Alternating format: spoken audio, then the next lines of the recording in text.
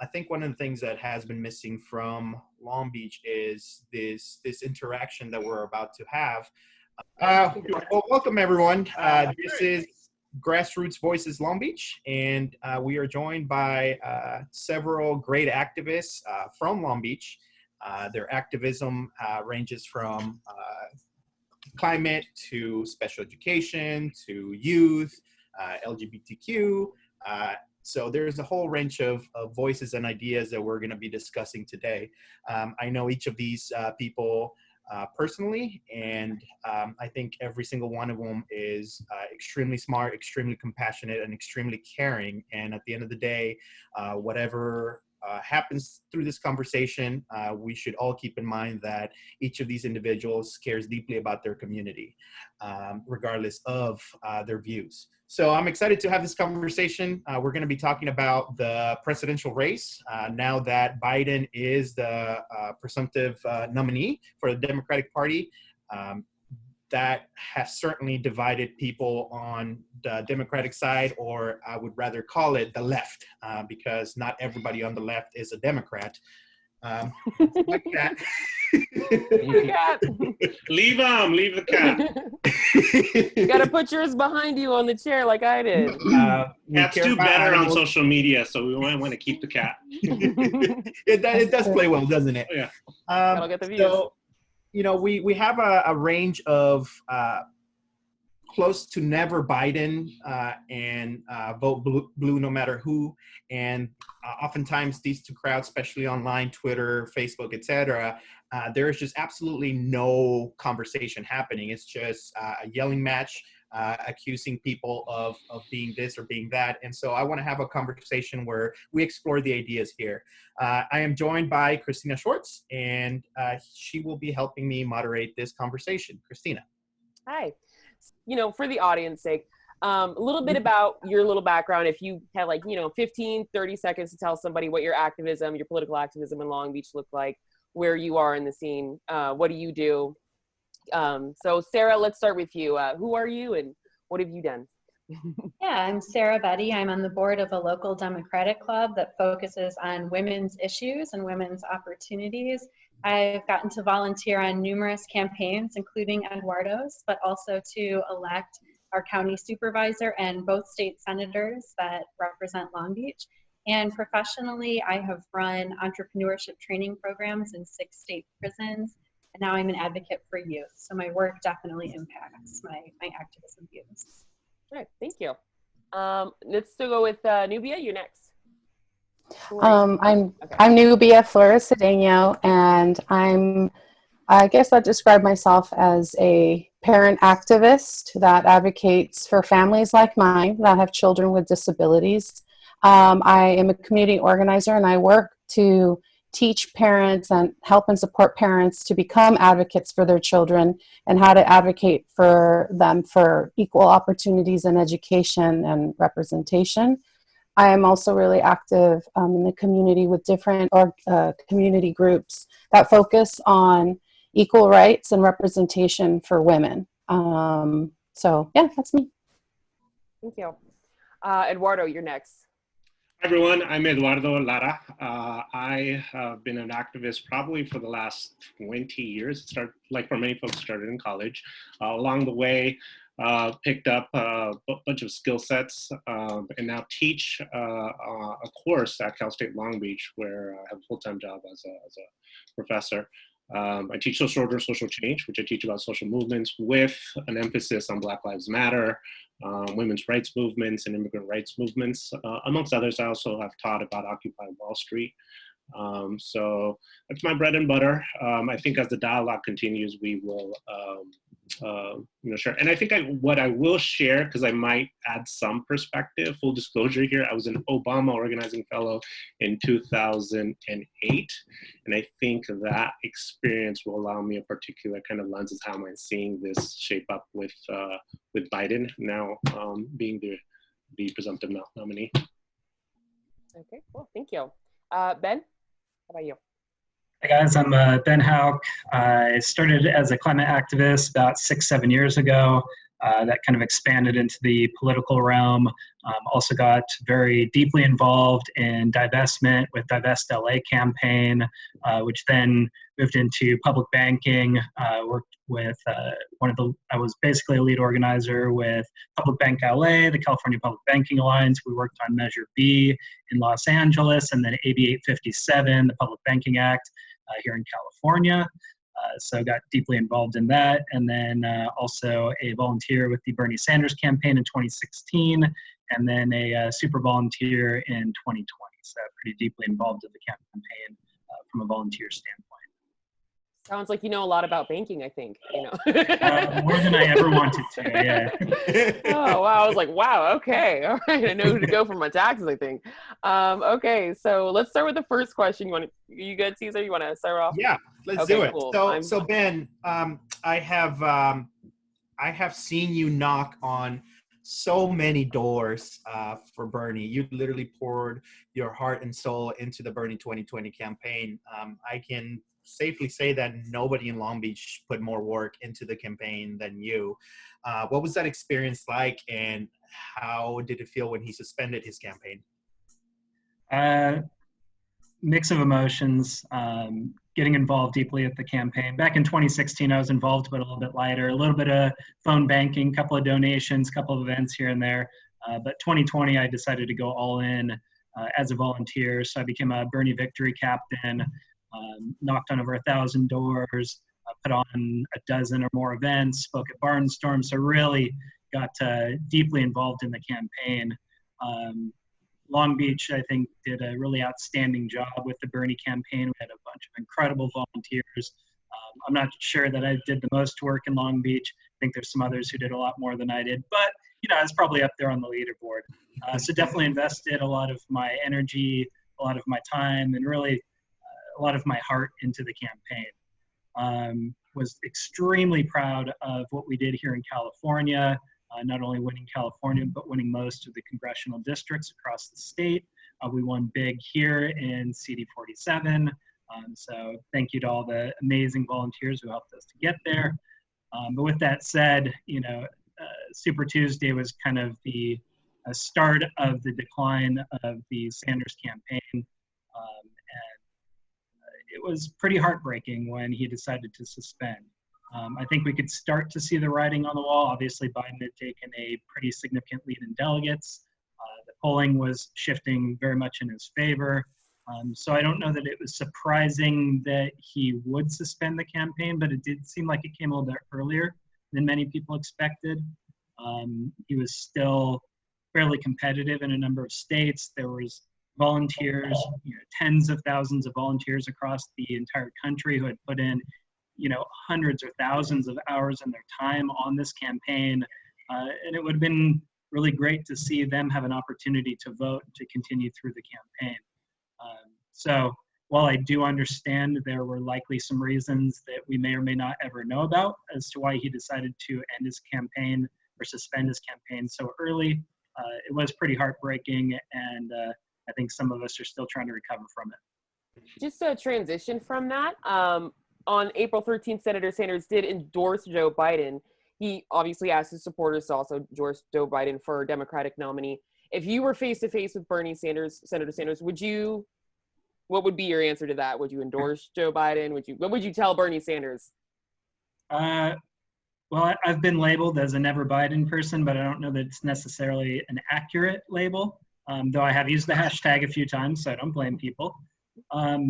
I am opposed to the endorsement of Joe Biden. I understand why he did it, and I understand that Bernie for a long time, even though a lot of people will throw the he's not a Democrat thing at him, he has worked deeply within the Democratic Party and has supported the Democratic platform almost across the board. And when you look at his career in the Senate, he has always operated in a way where he is willing to maybe make some sacrifices of his own issues and his own ideologies in order to further particular issues within the party. With all that said, yeah, I was pretty disappointed in the endorsement. I will not personally endorse Joe Biden, no matter what. We are in California here, so our votes don't really matter as individuals when it comes to the Electoral College and the eventual tidal wave of Democrats who are going to vote for whoever is wearing that blue shirt come November. So I don't feel a particular, I don't feel that there's any requirement for me to vote for Joe Biden. So I may or may not. Are you still 50-50 right now? You're prepared to not do it, but you're not married to that. You don't sound like you know yet. Like, well, does it sound like he has to earn it for you? I know for a fact that I don't support Joe Biden based on his career. Yeah. I don't support him based on his current platform. I don't support him based on some of the ways that he has treated people, including women. That we have some serious issues going on with the rape allegations against him. So the idea that a leftist would come out and endorse somebody with that record and all of those current issues is really hard to understand. Voting for him, I do know that some people will say, I understand all of these issues with Joe Biden, but we're up against Trump, so, I'm going to vote for him as a Democrat. I don't feel that way particularly. And I also feel that currently right now, for a fact, Joe Biden is not the nominee. He's the presumptive nominee, but he is not the nominee. And until the convention, and until he actually is the nominee, I feel like it's the responsibility of leftists and activists and Democrats to ensure that we have the strongest possible candidate going up against Trump. I want Trump out of office. He is a horrific, dangerous, destructive president. I want him out of there. But if we put a weak candidate like Joe Biden up against him and he loses, we get 4 more years of Trump.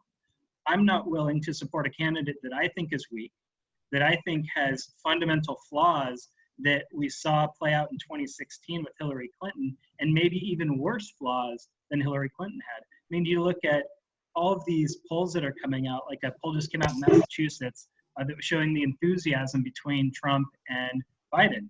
The gap is massive. Trump has like double the enthusiasm from his supporters than Biden has. Biden had double the amount of meh people for his candidacy. People aren't excited about Joe Biden because Joe Biden doesn't stand for anything that's exciting. I fully get that we need Trump out of office. I just don't think Joe Biden is that person. And until he's the nominee, I'm going to do everything I can to ensure that we have the strongest candidate against Trump, and that is not Joe Biden. Eduardo, I want to bring it to you. What do you think? Are you going to be willing to endorse Joe Biden? Are you willing to vote for Joe Biden? Are you? How hard are you on the Joe Biden train right now? The way I kind of look at this is that the Democratic Party really put us in an extremely difficult situation. In a historical Democratic race where we had so many talented candidates, we also had a number of other progressives or wannabe progressives, right? It's trending. To have a party that strategically worked, because we know that Obama had a lot to do with this, working behind the scenes, and we can shrug and say, oh, that's politics, and I get that, right? But absent of a critical or framing of this, we just let things slide by. And I know that, from what I've read, Obama worked behind the scenes with all of the other candidates who have who were no longer candidates to then go and support, which kind of pushed them forward strategically. And if we can look at that and just say, hey, they work this through strategy, but we also have to look at the bigger picture. When we have so much momentum amongst progressives, and we finally had a moment where Bernie was on the cusp of really moving forward at a time where we need the strongest, most active, most progressive leadership that is intersectional, and we lost, and that's not something that I take lightly, and we need to work, as Ben mentioned, we need to kind of really work between now and convention to kind of figure out how are we going to move forward. Is it having a strong vice president nominee? Is that the strategy? Is it, as there's been a lot of whispers, right, all over the place, is it somehow doing a switcheroo? But that comes with problems too, right? Faith in the democratic process. So a formal endorsement, no. Voting, come November, if those are the two candidates, we need Trump out 4 years ago.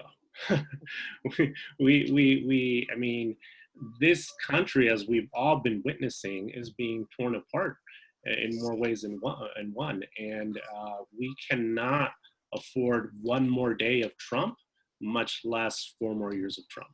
So with that, I actually want to transition to Nubia. Before I do, part of this conversation that unfortunately we won't have the time to discuss, but it'll be interesting maybe for a future conversation, is how did we end up with a candidate like Biden? That is something that still puzzles me. It seemed like his campaign was I mean, it didn't seem, for sure it was up in flames, and then it's reborn. And I do think that Obama played a part in that behind the scenes. We do have evidence of that. There's been some reporting on that, but that will be an interesting conversation for later. Now, Eduardo mentioned the prospect of another 4 years of Trump. Nubia, you've made it clear since the beginning that you would support the Democratic nominee because you think that 4 more years of Trump would be an absolute disaster. Can you elaborate on that? Sure. I also would say that it's not just supporting the Democratic nominee, it's supporting the process and voters all across the country and the primary process. So I had said that whoever, my fellow Democrats or progressives, what have you, whoever voted in a primary, whoever came out of that process, that's who I would support. I went all in for Elizabeth Warren. I campaigned for her here. I knocked on doors, I made phone calls, and she didn't win. To me, it does feel like, to me, life or death to get Trump out of office. I'm a first generation American. In the midst of this COVID crisis, I have a child that is being homeschooled and lacking access to his education and accommodations that have been fought hard for in an IEP, which is an individualized education program. We all come to the table. It's federally mandated that children receive a free public school education with the appropriate accommodations. And parents across the country, that's gone. Like, we don't have any of that. I have a fantastic teacher, but that is not the case for a lot of students. So I'm homeschooling my child, as well as helping my mother navigate as she's approaching retirement age. She's been laid off, and we're trying to fight to keep my father's insurance as he fights. He's fighting illness. So to me, it does feel like life and death. Also, that I've carried the stories of what's happened, the crisis at the border with children being separated from their families, people not receiving due process, incarcerated, stopping the visa program.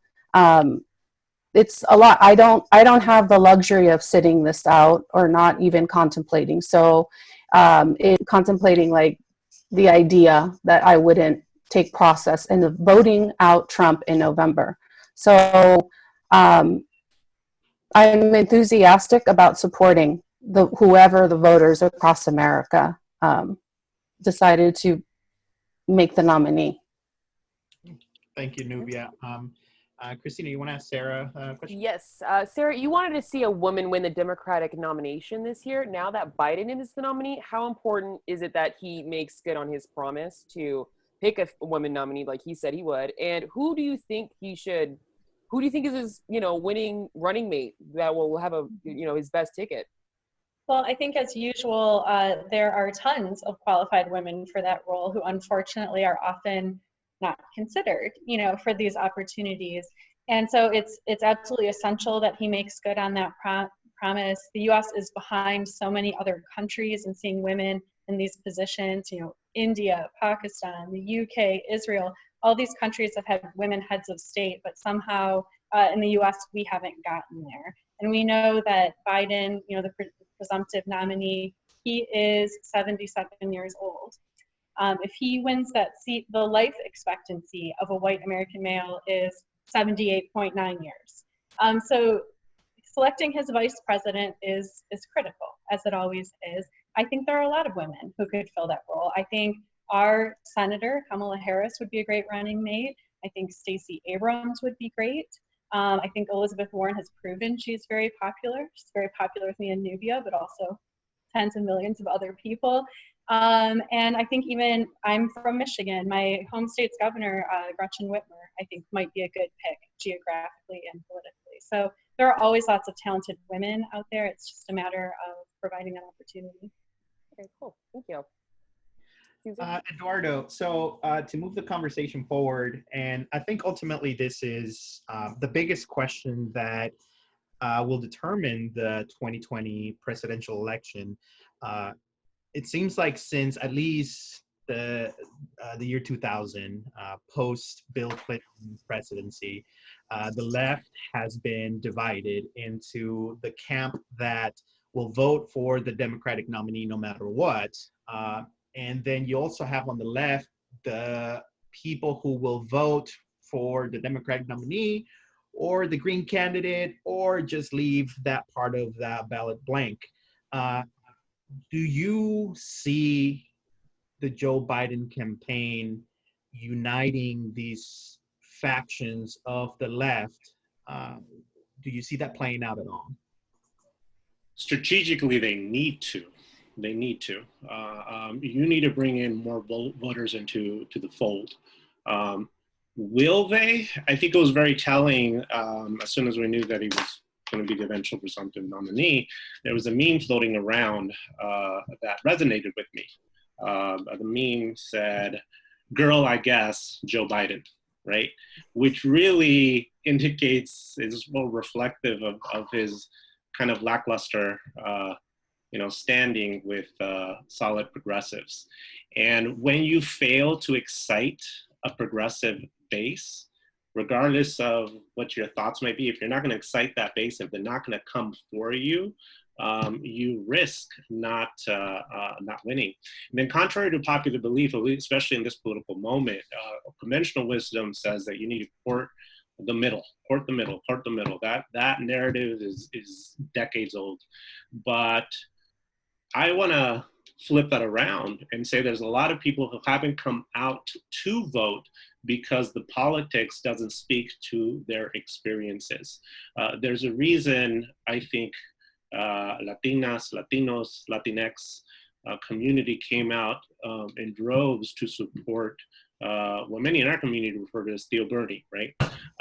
But I think that speaks to people assessing his candidacy and who he is and coming to the conclusion he gets us. He understands that we're drowning in debt. He understands that, our fight hasn't necessarily, been picked up by perhaps other candidates. And we lose out on someone who cannot convey excitement, who cannot articulate progressive ideas and mean them, and have a historical record to stand on. And that is frightening. That is frightening because, as all of us have echoed here, we cannot afford any more time with Trump. Look at what's going on with COVID. I don't need to, share, what we've all been seeing is that he has failed the American people. And by default, really failing the world, because we are historically seen as a country that leads for better and for worse, right? But I'm sure we've all been reading, international newspapers, even newspapers here in our backyard, and we are the laughing, stock of the world right now because of how badly we have failed in responding to this pandemic. For sure. Sarah, Can I add to that?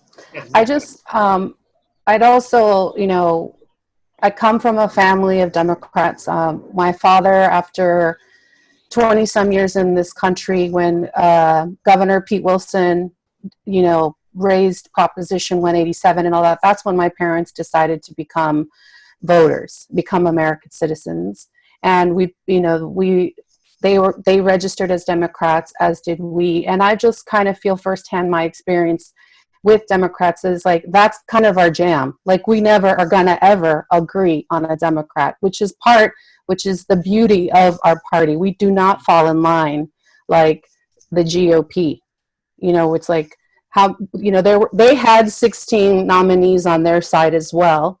And that's who they ended up with. It was months of, this is not a serious candidate. He will not win the nominee, all this stuff. But you know, that's what I love about the Democratic Party, that it's like that we can disagree. But the other side of that sword is that when it comes close to election, it's, you know, it's bit us in the ass, you know, previously.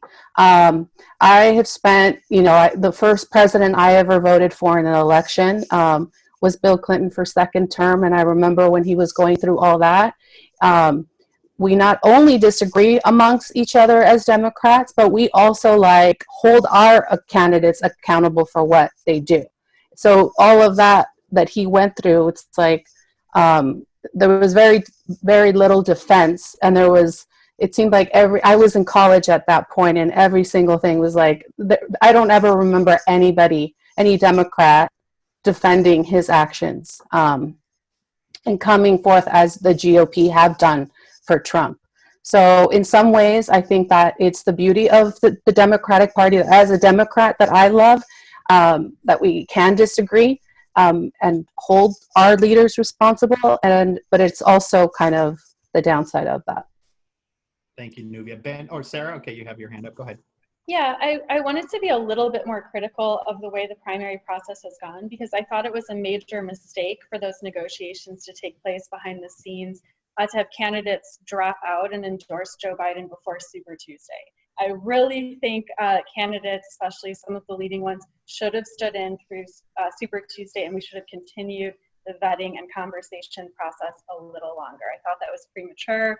I thought, you know, there was more vetting to do and more discussion, as Ben said earlier, about who is really our strongest and best candidate. So I was disappointed in that. I think it weakened the process a bit. And I hope now going forward, we look, you know, seriously into the allegations that have been brought forth against Joe Biden and continue to have that discussion, because he is not our candidate until the convention. I think that discussion needs to continue in a fair way. Ben? Does anybody else want to jump in on this or have anything to say on this particular question? No? Okay, I'm actually not going to go to the next question. I want to jump to the question after that. Sorry, Cesar. The next question is, do the rest of you believe that Biden's campaign can unite the left? I'm going to skip that one. We're going to come back to it. I actually want to go into the question after that. It is noticeable that one of the dividing issues on the left is the sexual assault allegation against Biden. April 3rd, 2019, 8 women, including Tara Reade, accused Biden of inappropriate touching. On March 25th, 2020, Reade claimed that Biden sexually assaulted her in 1993. Biden has since denied the claims, denied the allegations. News organizations should examine and evaluate the full and growing record of inconsistencies in her story, which has changed repeatedly in both small and big ways. California Senator Dianne Feinstein recently called the allegations absolutely ridiculous. Nubia, what do you believe that, you know, Biden and Feinstein responses, what do you think about Biden and Feinstein's responses? Are they appropriate? I think as having, you know, my background in my job is actually communication. So from a PR standpoint, I think that Joe Biden's response was appropriate, which was he denied it. And he also said, look into it. So he kind of threw it, you know, he's like, it's going to be investigated. The media is going to it's going to scrutinize it, as well as, you know, the opposition. So that I thought was an appropriate response. In terms of Dianne Feinstein, I think that she's entitled to whatever response she wants to give. I haven't read too much into it because, you know, COVID crisis, and that's going on while we're trying to get through this. But what I have read is, to me, it's really unfair how it's kind of like, even here in this question yourself, you did not choose a man. You didn't quote the dozens of men, the political pundits that have come out and said the exact same thing that Diane has said. So we're questioning basically another woman's remark. So it's pitting women versus women. So, and then ipso facto, oh, the Me Too movement, what does that mean? Like, I feel like it's focusing on the wrong, it's the wrong question, and I find it really unfair that it's kind of like, it just speaks volumes. So if you're a woman, one woman comes out and makes an allegation, now it is the job of all women to come out and defend her, in addition to her own defense.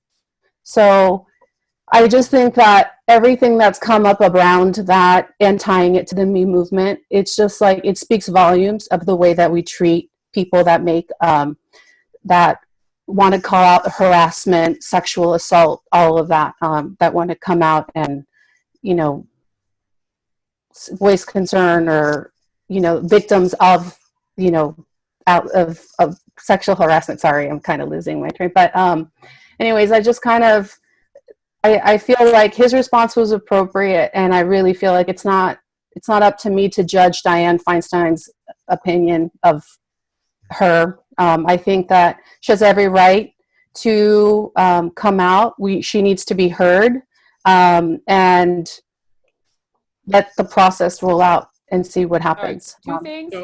Cesar wrote that question, so don't blame me.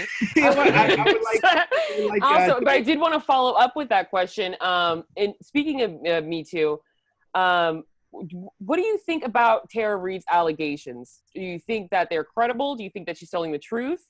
Well, based on what you know, your personal opinion, Nubia, do you think that she's telling the truth or not with her allegations? And also, do you think that there is a bias that Tara Reade's getting and Joe Biden's getting? Because she did say that she went to the Me Too movement, she went to Time's Up, and they turned her away. And, you know, I haven't researched it recently, but the last time I looked, they still haven't commented on the story. They haven't even called any reporter back. So, you know, do you feel like there's a bias going on with Tara Reade and Biden? And if I think that, I mean, the Biden side, that's playing out as it has for years. Yeah. Right? So I didn't do it, all that. Okay, fine. And then I think what's going to end up happening is what happens all the time. It's going to be thoroughly investigated. She's going to be discredited. There's going to be people that come out and support her and be like, no, we believe her. Honestly, for me, I have not looked into it enough for even to just decide on an opinion either way. So I do think that it is, if this happened to her, she should come out. She should say it. She is saying it, and we should listen to her. And then whatever happens, then that should happen. In terms of the Me Too movement, I also feel like the whole thing has been unfair. Personally, I think we have to listen when women speak up, whether you want to believe them or not. They have to be. They should be allowed to say. They should be heard. And I think that in terms of the Me Too movement, we're still in it. We're coming out and saying that. I mean, when everything started within the Me Too movement, I remember reading a lot about men saying like, oh my God, I had no idea. Practically every single woman in my life has been, you know, subject to some form of sexual harassment. And it's like, that's what we're working for. So it's an evolving movement. It's fluid. We're going to make mistakes. We're going to regret things. No civil movement. I'm just a student. I am not a teacher like Dr. Lara. But as a student, they're messy. And I think that we're still within the Me Too movement, and it has yet to play out. But I think she has every right to come out and tell her story and be heard. Yeah. So I would like to make a point of clarification for a second. So I did write the question. I don't want to sound offensive, but I did put it out there before I presented it because I understand, you know, I'm a man coming up with the question where it's really not my place. So point of clarification, when the question was asked, Chrystina said the news organization should examine. That actually came from Biden. So it was Biden that said that news No, organizations I think should that examine. that part is fair, and I appreciate you greatly that you threw it out there. I didn't correct it because I think that it's a conversation that we need to have. All these questions are posed. It's a fair thing for you to ask, as well as it's fair for me to, as a woman who absorbs media 24/7. Not lately, because I'm trying to keep my sanity in the midst of all this stupid stuff. But it is fair to be like, did you notice that you did not pick out one of the dozens of men that have come out and said the same thing? I think it's a valid observation, so I wanted to make that here. For sure. Thank you, Nubia. And for me personally, as I'm hearing you and as I'm trying to form my own opinion on this, I believe Tara Reade, and now I am in this. I consider myself an ally. And so now I'm finding myself in this awkward position where I believe Tara Reade, but then it's obvious to every single one of us here and everybody that's paying attention that Trump is a sexual predator.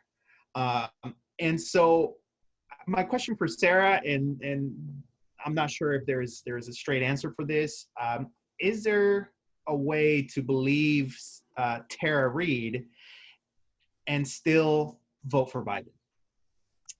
Thanks for throwing that question my way, Cesar.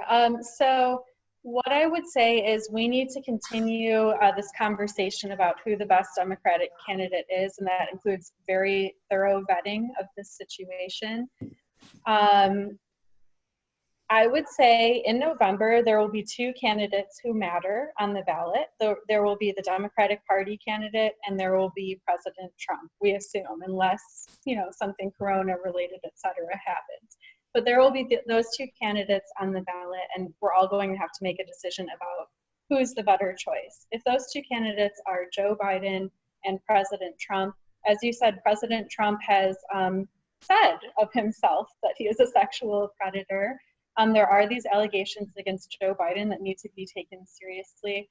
But when I think about my vote, I think about many things. I think about public education in America. I think about Meals on Wheels. I think about the environment. I think about, our standing in the UN and foreign policy. I think about every aspect of life that has, in my view, degraded under President Trump. And so I'd say, given those two options of who I would vote for, I would vote for the Democrat, because I would know that every cabinet appointment they made would be more in the interest of the American people than, not voting or voting for President Trump. That makes sense, Sarah. Chrystina? Actually, before we jump on, Eduardo or Ben, I know this is a topic that is best left for women to discuss. Is there anything you might like to add about this situation? And for me, I believe Tara Reade. I believe it based on the evidence that has come out to date, and also based on Joe Biden's history of inappropriately touching, kissing women. There is, I believe, 8 different complaints of sexual harassment against Joe Biden, all of them that are credible women. I believe that we need to believe women, and I believe that we can't choose political expedience over believing women. And I feel as though there are many Democrats who are doing that and who are using the same tactics that the Republicans used in the Kavanaugh hearings to try and discredit Tara Reade. And to me, that's disgraceful. So I believe Tara Reade, I believe we need to believe women, and I believe that there's a lot of hypocrisy that is exposing itself within the Democratic Party.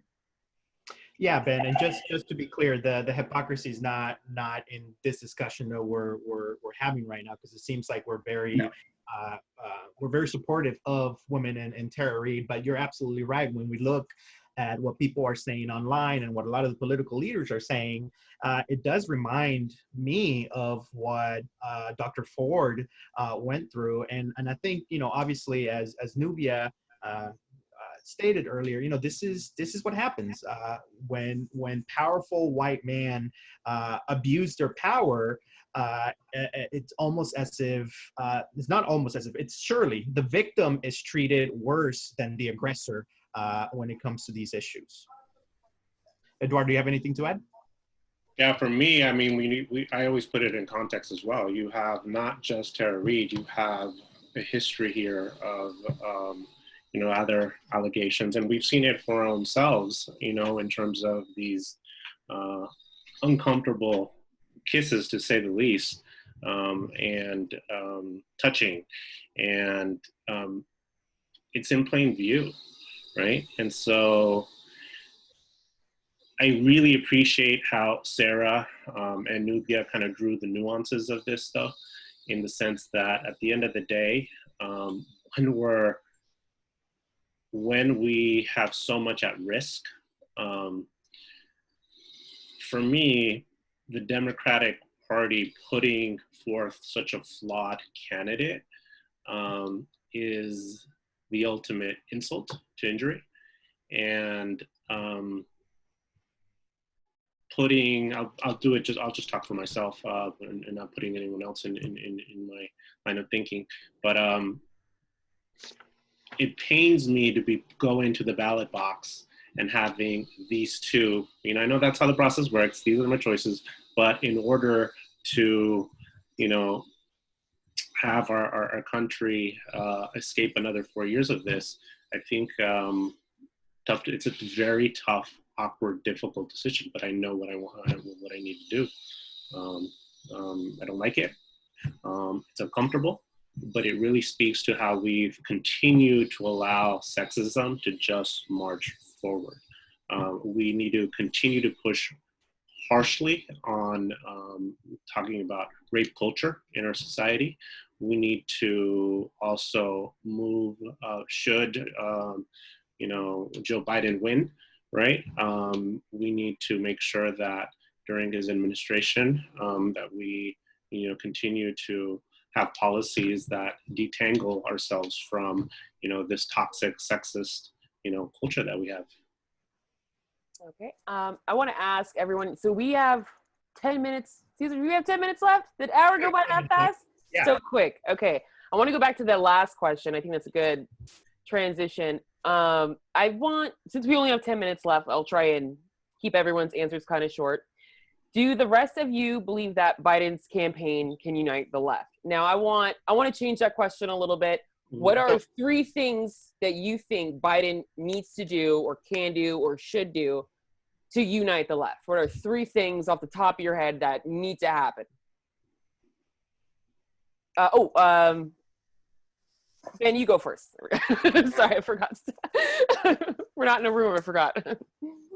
I'm not sure that there are 3 things that he could do, because I'm not sure that he can unite the left. I believe that he is such a fundamentally flawed candidate, and that his platform very clearly has a wide gap between what the left is asking for and what he is willing to give, that even if he were to make some significant policy shifts towards the end to try to win over leftists, that there would be no confidence whatsoever that he would actually fight for those, and that he actually would mean any of them.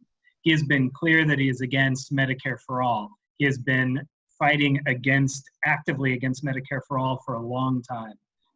If he were to suddenly say, okay, yeah, I'm for Medicare for all, vote for me now, I would have zero confidence that he would put in the effort to fight for a policy like that.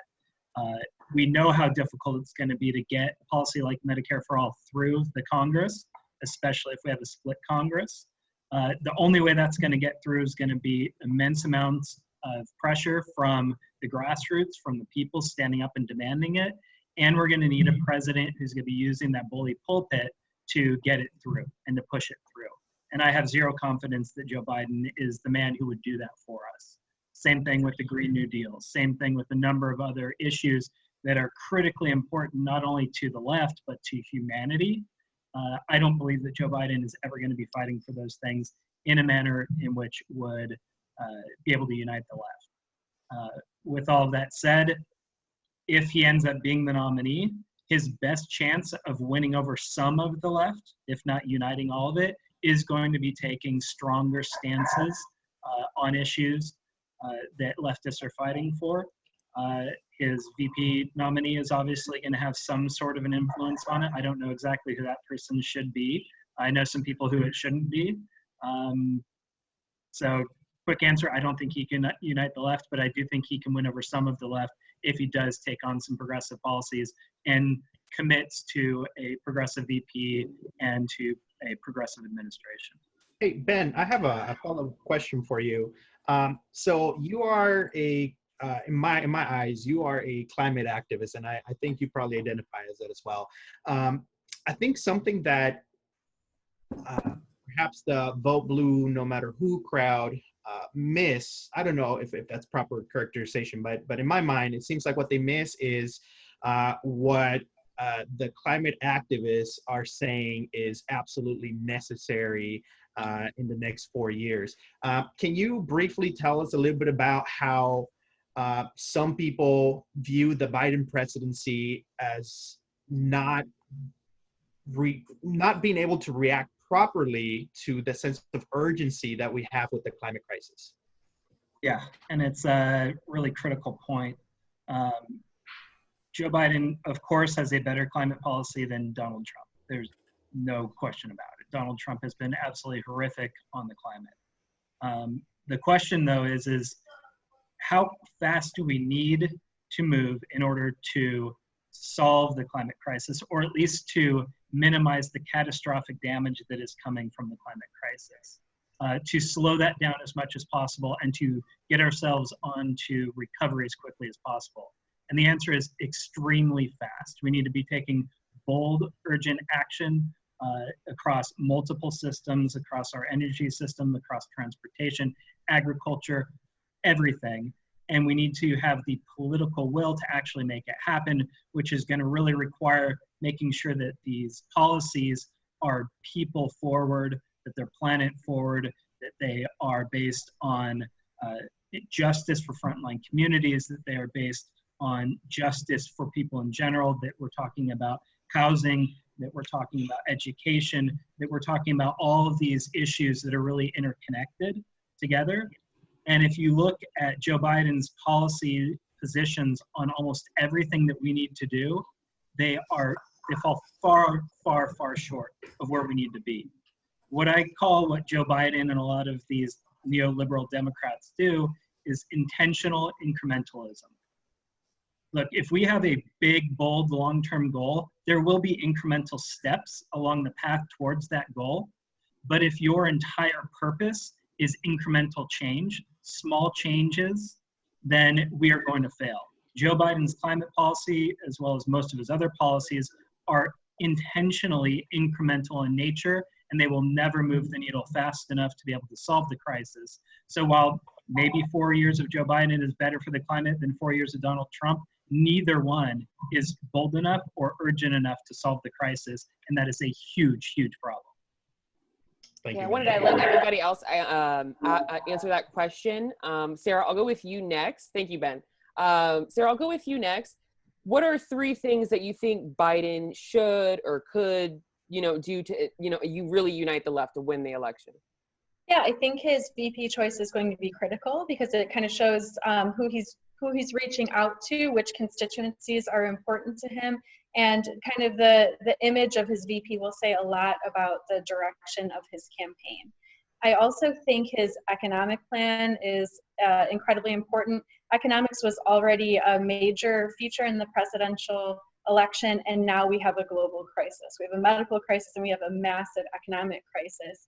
And if you look at why I believe President Obama was elected, it's because he talked about jobs and he talked about infrastructure. And even though we live in a racist society that has a lot of problems, people connected with him because they believed he was going to create a good economy. And so I think Joe Biden, it can't just be words, it has to be a vision that people really buy into of how the economic policies he would push would genuinely make their lives better. And then I think it's equity on another level. You know, we've been talking about the Me Too movement. Obviously, there's a lot of issues around race in our society. And I think it's really talking about those deep equity issues. I think that connects in a way that's close to people's hearts, and it needs to be addressed. Okay. Nubia, how about you? You want to go next? What are 3 things that you think that Bedy can do to really unite the left? I think to me it's more about not just uniting the left, but continuing to build the left. And that means reaching out to voters of color, women, particularly because the Supreme Court is at stake. Ruth Bader Ginsburg, I mean, I'm praying for her every single night. It's, you know, the stake of women's rights over their bodies is at stake. And also committing and being transparent about the coalition that you're building. To me, you're not just electing one person, you're electing an entire administration.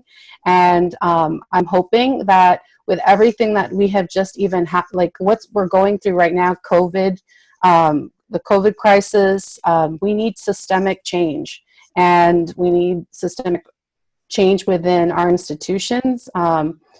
Just incredible racism that has just come out within the past 4 years or 3 years, however, 100 years of Trump. I don't know what it just feels like forever. It does feel like 100 years of Trump. It does. Yeah. A lot has come out, and a lot of the racism, a lot of just what has always been there is now kind of a full frontal, and it's like screaming for change. So to me, it's like, show me who else you're bringing to the table when you get elected. Yeah. Mm-hmm. Okay, cool. Very good. Eduardo? Eduardo? He needs to unite the left, but I don't think he has the ability to unite the left.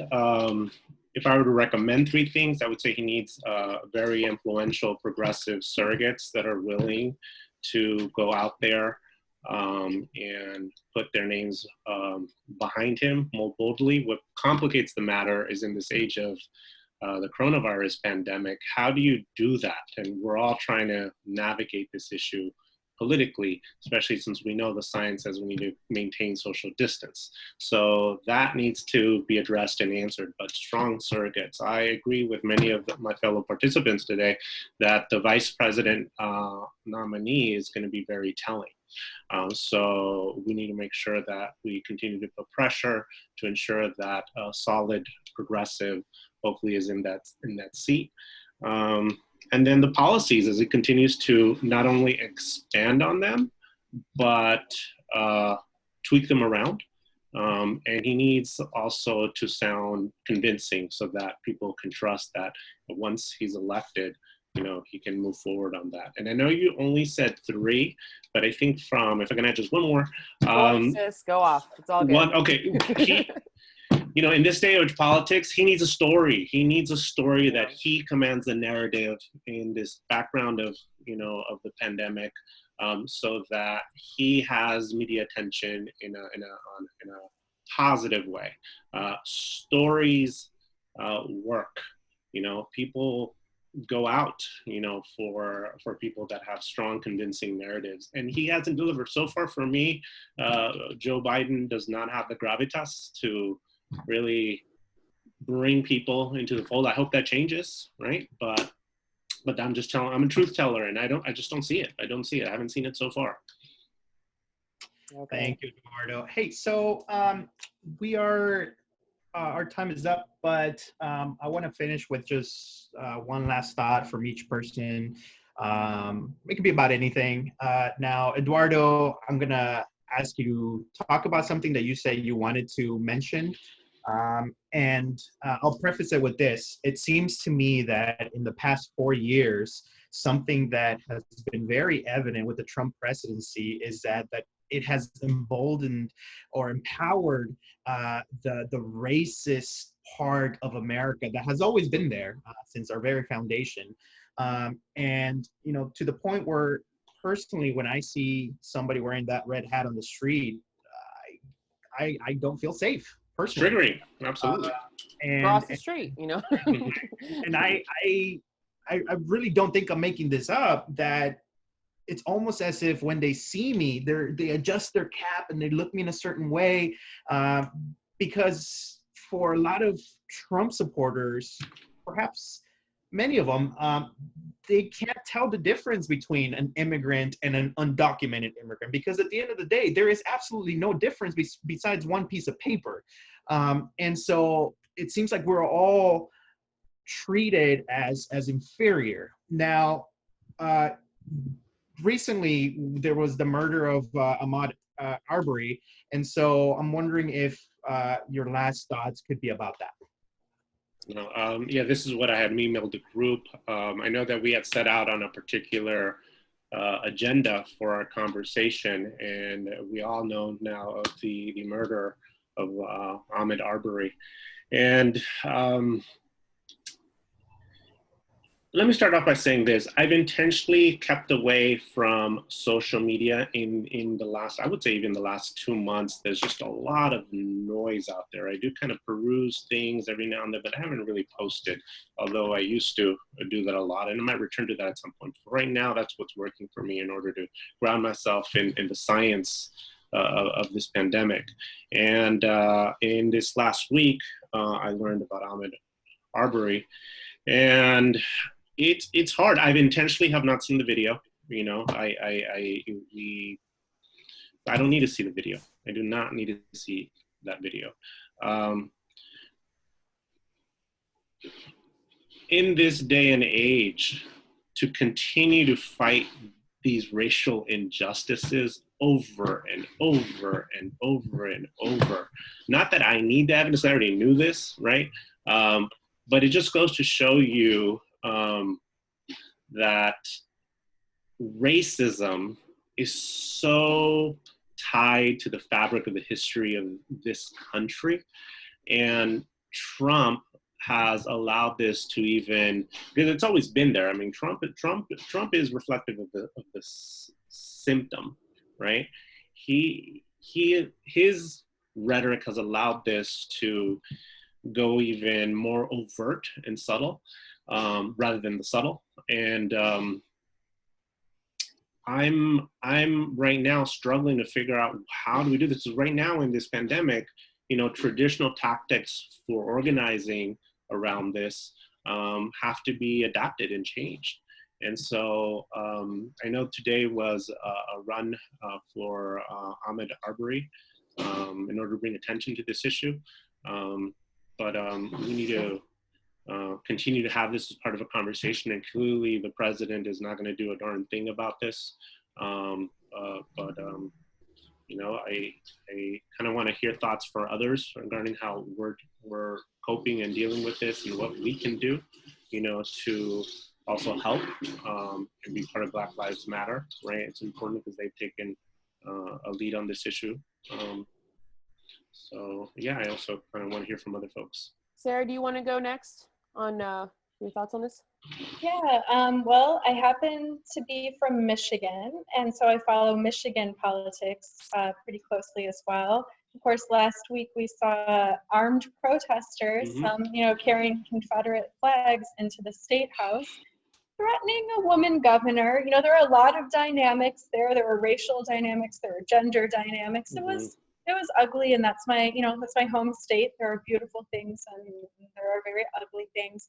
And then yesterday there was a bit of a counter protest where an African-American state legislator had an armed guard of six armed African-American activists with her when she walked into the State House. And being who I am, I applauded that. You know, maybe some people would say that's not, you know, not the tactic. But I think there was an emphasis in that protest of, oh, well, you know, we all have the same rights. You know, some people are seen in a certain way. And I mean, I think this is rooted in our history, as Eduardo said. I think it's a complicated issue.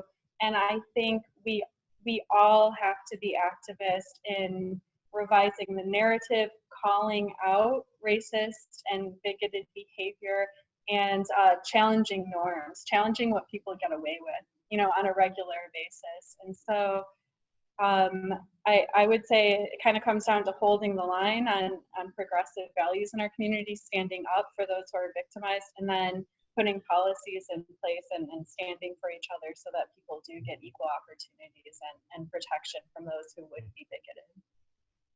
Mm-hmm. Cool, thank you. Nubia, do you want to go next? When I also have purposely not watched the video, and I don't want to. I don't need to, as Eduardo said. It's devastating. I cannot imagine the pain and grief of a family, and this is where it starts to feel like life or death to me. This election, and I don't want to get emotional. This is what these are the things that I feared when that night on election night when Trump won, that I was like sobbing into my bed. I'd never had that reaction in an election, is that there are women right now, mothers in America, who have to have this conversation with their kids, that because you are of color, you're a person of color, people see you differently. It might be dangerous for you. I mean, I'm a mother too. Not that you need to be a mother to have these feelings, but that's why to me, it feels very much like it's too fresh for me to even get into it. It's awful. It's devastating. And I'm not really, I am just trying to I did what I could. I feel helpless, and devastated. Yeah, thank you. Ben, do you want to go next? Yeah, I also chose not to watch the video, but it's something that we see happen over and over and over again. And the system of white supremacy and racism in the United States, it may have been exacerbated by the Trump presidency, but it's always been there. It's always been there. It's always been maybe more hidden during some times than others, but it's always been there. And we're seeing that ugly racist underbelly that is really deeply entrenched in our society and in our country.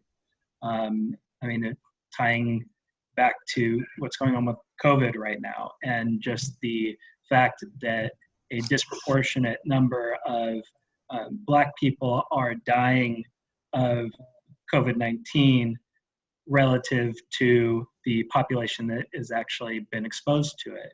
And this is exposing racism in our healthcare system. It's exposing racism in our social safety nets. It's a difficult thing to talk about. It's a difficult thing to see. The solutions are hard to find, and they're hard to discuss. But I think that it's really critical that we discuss these things.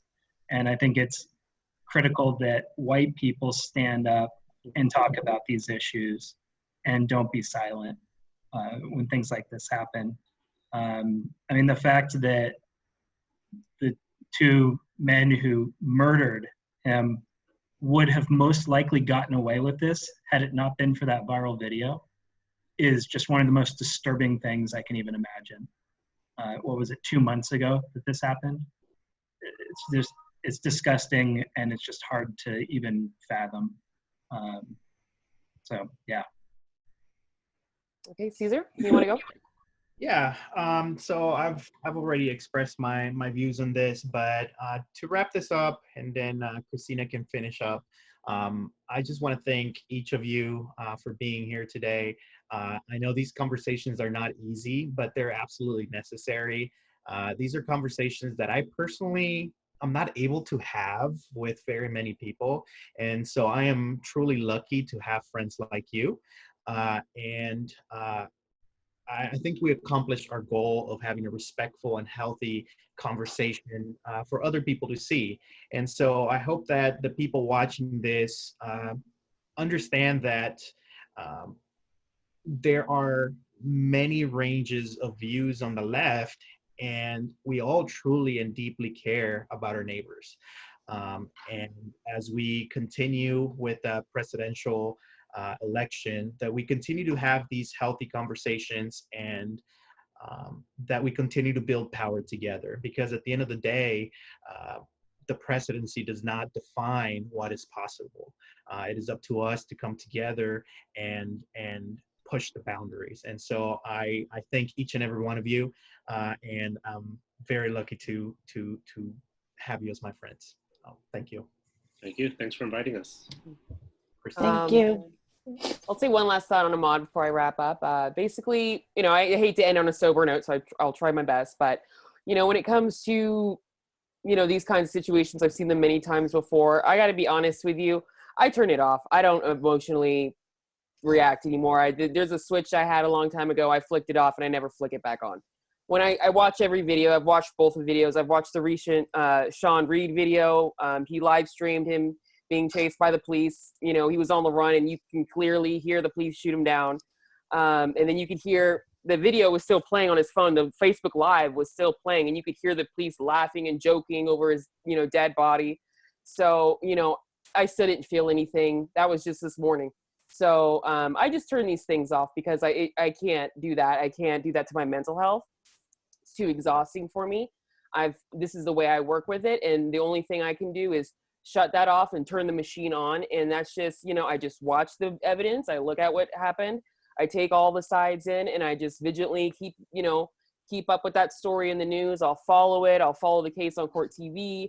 I'm part of all kinds of true crime groups. So, you know, if I lose track of the case, someone's in one of these groups there to give me a little heads up. They probably live in the area of where this happened. So I just kind of log it, you know, like a machine. I just, you know, just shut down and just kind of log it like a machine. I look at what happened. I see the fallout and then I see the justice fallout. Did it come short of what should have happened? Is it the status quo?